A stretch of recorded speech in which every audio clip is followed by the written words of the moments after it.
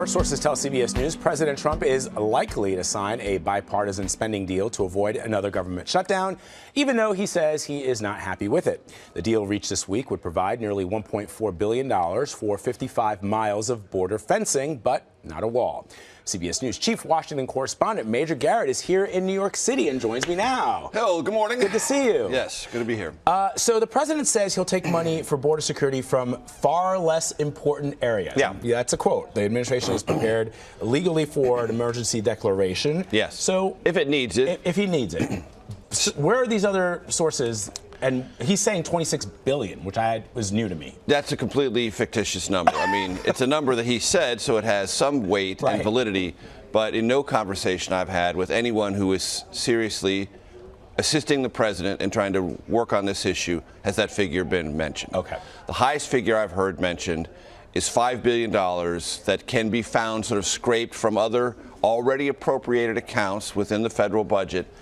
But probably $1 to $2 billion of that can be gained with relative minor political pain. Anything above that, you start taking away from other Trump favorite projects, things Republicans have fought long and hard for, put press releases out about this spending for this particular thing.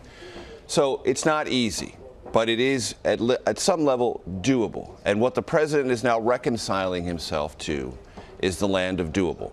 He's not going to get what he wants. This is the worst of all the deals he's accepted. Remember, $25 billion in DACA was available last year. That was rejected.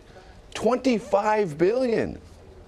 That was available. That deal was on the table. Democrats were going to give him that if he agreed to make necessary changes from the Democrats' point of view on deferred adjudication for childhood arrival, the Dreamers. He was accused from the right of granting, or being on the cusp of granting amnesty. That whole thing fell apart. Just think about that.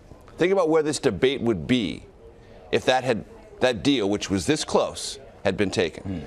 Then it's 5.7, then it's 1.6, now it's 1.4. This is literally the worst deal of all of them presented to the president, and he's going to have to take it. Why? Because he has no alternative. Congress is going to move these bills. The appropriators have been empowered by all of Congress. Cut the deal, put it on the floor, we're going to vote for it. And Mitch McConnell is doing something that he hasn't really done in the past, at least not recently. Because, look, the shutdown fever is over. It's been broken. Mitch McConnell and the Republicans are not going to follow Donald Trump into the shutdown box canyon a second time. They're just not going to do it. And one of the things that is hard to convey, because nothing bad happened, is how stressed the systems were becoming under the first government shutdown. Lots of people were going to the president saying, seriously, Mr. President, these systems are going to buckle. And when they buckle, something bad is going to happen, and you're going to own it. Everyone has those sort of traumatic memories of things that might have happened, and they don't want to repeat that, don't even want to get close to that again. So this legislative process is going to give the president no alternative, and he'll sign it. He won't be happy about it. He'll probably say some nasty things about it, but he'll sign it anyway. And then what will happen? We'll fight all this over again, because guess what? We're almost halfway through the fiscal year. We appropriate money in Congress on an annual basis. So we're going to have this fight all over on the next appropriations bill that has to be drafted and signed by when? September 30th, to avoid what? Another government shutdown. Thank you. The other thing that I thought was really intriguing yesterday, I saw a tweet from Mark Knoller yesterday, and we confirmed it, that the national debt has gone up. Oh, yeah. A significant percentage over the course of the 2 years plus of the Trump presidency. Right. Because two things happened. We cut taxes. The president considers that an enormous accomplishment of his administration. But that reduces revenue flows. Corporate taxes went down, individual taxes went down, and we increased spending. There was a huge increase in defense spending and a nearly similarly sized increase in domestic non-defense spending. Well, when you bring in less and spend more, you increase deficits. As you increase deficits, you increase your debt load. These things are mathematical. And they are happening before our very eyes. The one last question on the border wall. The president keeps saying the wall's already being built. Is it? It's not being built in any sense that his supporters heard him promise it in 2016. We already had fencing, reinforced fencing, on certain key strategic areas of the border. That has been repaired, reinforced.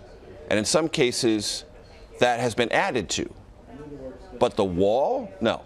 And even the president has stepped back from the whole wall construct to begin with. Not to mention who's going to pay for it. We won't go down that rabbit hole, but we all remember. Yes. So The president has given a lot of ground on this, and as we discussed here yesterday, though I was on the North Lawn yesterday, I think one of the takeaways is that our political legislative system has a sense of resistance about this whole wall concept.